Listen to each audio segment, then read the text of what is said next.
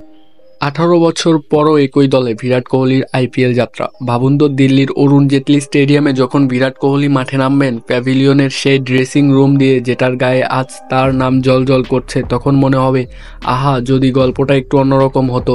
18 বছর পেরিয়ে গেল আইপিএলের, আর এই দীর্ঘ সময়ে কোহলি একমাত্র খেলোয়াড় যিনি শুরু থেকে আজও একই দলে খেলছেন। কিন্তু মজার ব্যাপার হলো, এই দলটা তার নিজের শহরের নয়। ভাবুন তো, 2008 সালের শুরুতে দিল্লি ডেয়ার ডেভিলস, আজকের দিল্লি ক্যাপিটালস, যখন স্কোয়াড গড়ার কাজ করছিল, তখন তারা স্থানীয় কিছু প্রতিভা খুঁজছিল। সেই তালিকায় ছিল বিরাট কোহলির নামও।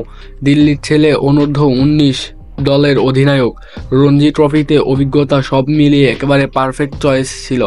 তখন দিল্লির ক্রিকেট অপারেশন প্রধান শেখর বলেছিলেন, আন্ডার-22 ক্যাটাগরিতে আমরা বিরাট কোহলি, প্রদীপ সাঙ্গওয়ান আর তন্ময় শ্রীবাস্তবকে বেছে নিয়েছি। সব ঠিকঠাকই চলছিল, কিন্তু হঠাৎ গল্পে টুইস্ট।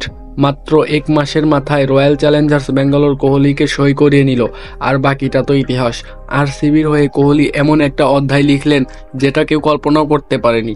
আর তিনি নিজেও বলছেন কখনো দল ছাড়বেন না। তবে জানেন, তখন সবকিছু এত তাড়াহুড়ো করে হচ্ছিল যে অনেক সিদ্ধান্ত ছিল একেবারে শেষ মুহূর্তের। আরসিবির তৎকালীন সিইও চারু শর্মা এখনও বলেন, পুরো আইপিএলটা এত দ্রুত গড়ে তোলা হচ্ছিল যে 3 সাড়ে 3 মাসে সব করা ছিল প্রায় অসম্ভবের মতো।